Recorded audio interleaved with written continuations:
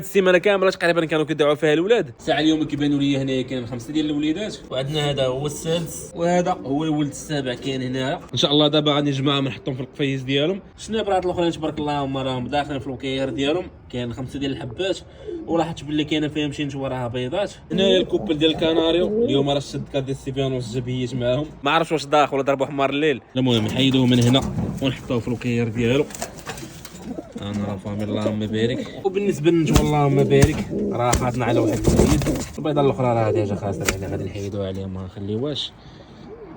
ايوا هذا هو الروتين ديالي هنايا بالليل. كنشوف الحمامه اللي ماشي في بلاصتها نحطها في بلاصتها، الا كان شي ولد فيه شي مشكل كنحاول نقاد معاه الامور ديك الليله. الا عقلتوا هذا الكوبر راه فايت جينا لقينا واحد الولد ديالهم طايح على برا، غاد كنا رجعنا للبلاصه ديالو. الروتين عندي ديال الليل هو هذا، نجي نطلع الحميمات حتى لغد لي عاوتاني كنعاود نطلقوا ونعطيهم الماكله ديالهم. بالنسبه للناس اللي قالوا لي نشوفوا ديال الكناريو ما غاداش نعطيك البيض فيه القشره حيت ما كتطلقهمش. الحميمات على فاميرا كيبقاو نهار كامل تقريبا هما مطلوقين حتى كنجي بالليل عاد نسد عليهم، يعني الحمام كياكل داك الحس الصغير اللي كيكون محتاج. وديجا انا راه كنعطي الحميمات ديالي الكريش، ممكن حتى داك السيد اللي كانت عنده قبل مني يكون خدام لنا بزاف ديال البيض. داك الشيء علاش اللي عليا انا هو داك الشيء اللي محتاجينه مني راه كنعطيه ليهم، والا بقات شي حاجه على الله وصافي. يلاه حسبوا معايا على فامي.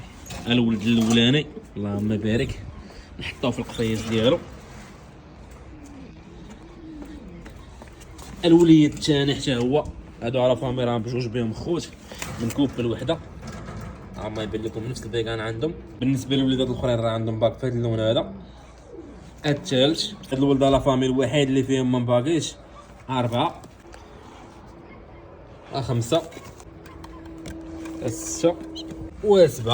هما لا فامي 7 ديال الوليدات ديال الفواياجور. جوج ديال الوليدات الصراحه ما عرفتوش منين جاو، والله القسم الا ما هذه اول مره غادي نشوفهم فيها. وليدات بوطاسيين تبارك الله، الكولور ديالهم زويون. هادو على فامي راه غادي نخليهم هنايا بيتين، ما غاديش نشدهم مع الحمام. عجباتهم البلاصه وبغاو يبقاو مرحبا بهم، ما عجباتهمش ديك الساعه راهم مطلوقين منهم للسما، يطلع الصباح ان شاء الله ويمشيو في حالاتهم. وهادو هما الحميمات ديالنا من بعد ما دخلنا كل حاجه للبلاصه ديالها. هذا هو الروتين ديال خوكم بالليل. شاروا لي فراسكم ونطلعوا فيديو جديد ان شاء الله.